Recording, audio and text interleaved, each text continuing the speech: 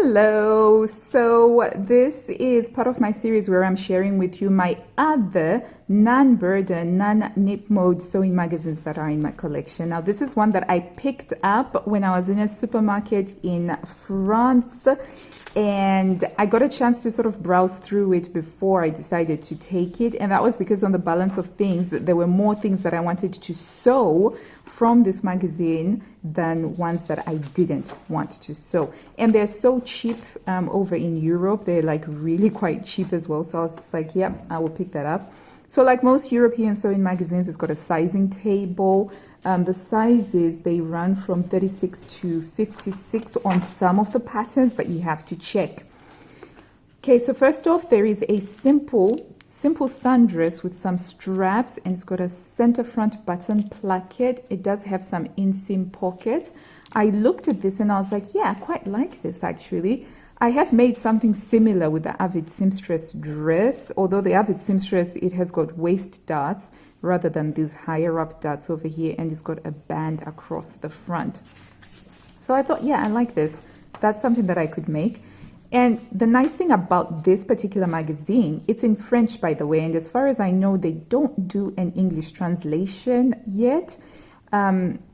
It comes with the illustrated instructions, which can help if you're new to sewing. And then there's this minimalist top, which is actually reversible. It has a square neckline, a square armhole, which I thought was a rather novel thing to have. And I was like, yeah, I would definitely try and make that in a linen. It would be perfect for those hot sunny days when we're in Italy. Not here in England, we don't really get hot sunny days, but when I'm traveling abroad, I do need something that is perfect for the hot weather. And it's reversible as well, which is pretty cool. Okay, and then we have a simple dress here, loose fitting.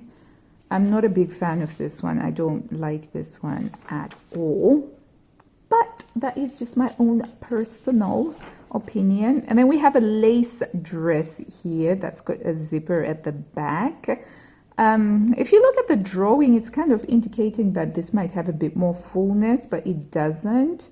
I'm not sure that this sort of lace works well being pleated over.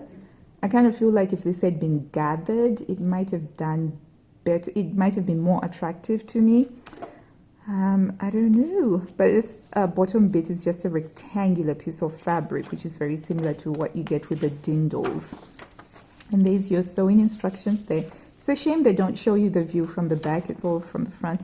And then we've got a swing jacket, which I think this is more like a spring or summer sort of thing that you would wear. I can't imagine wearing this in winter and then just, giving cold air easy access right up to my torso. But it's a lovely looking jacket. They've used a beautiful ochre gabardine satin fabric. And I love it. I gotta say, I love the combo of that and the dress. And it looks like it's an easy pattern to make. This one goes up to a size 48. And you've got the instructions there for how you can sew it. And it's even got pockets as well. It's pretty awesome. And then we've got this dress. I saw this dress and I was like, gaga, love it. I was like, ooh, mama wants this. Okay, so number one, the fabric. I love the fabric. It's got like a Moroccan tile feel to it. And then number two, I love the volume. It's like this sweeping voluminous dress, which, oh my gosh, it requires 4.9 meters of fabric. Wow. So I'm not going to use expensive fabric to make this. Yeah, we're not going to use expensive fabric to make this because this requires about 5 meters of fabric. But I also like this bodice neckline and the straps. I mean, yeah, I really like this dress, and it's got a zipper at the back, and it's got like these huge pattern pieces. Love it. So I was like, this one, yeah, I would make this one. This was like a big one for me. And you can see on the instructions there, it's more of an empire line waist. And you have the opportunity to really get the bodice to be as fitted as you want it to, So yeah, so I was quite excited about that pattern there. And then I also liked this. I was like, yeah, I would make this. you know, maybe not quite as long as this style here, just maybe I'll get it to hit between my knee and my ankle. I like the use of the stripy linen. I like the use of the stripes to emphasize the deep V. And I like the use of the horizontal stripe to emphasize the fact that this is like a fluted sleeve. There's just something so simple and elegant about it. And I just really liked that. And I would find a linen or what's this thing? Linen rayon mix. So I quite like the linen viscose mixes as well, because they're a lot more easier care than just 100% linen. Much as I love 100% linen, it does need to be ironed, whereas the viscous linen mix, you can kind of get away without ironing it. And so yeah, I was like, yeah, this is one that I would make as well. And I also saw this like really cute little jumpsuit. It sort of reminds me of the Dia and Dorsey Rocco somewhat, except for this is in jersey. It's got a zipper on the side. It looks a little bit too big on her. But if I were to make a jumpsuit like this, I'd probably go for the Sirocco instead, simply because it's jersey, and jersey does make your life much easier and it's very forgiving of any mistakes. And then we've got a simple boat neck style sweater, which has got drop sleeves. I was like, yeah, this is something that I could make if, you know, I felt like having a quick, super quick instant gratification project.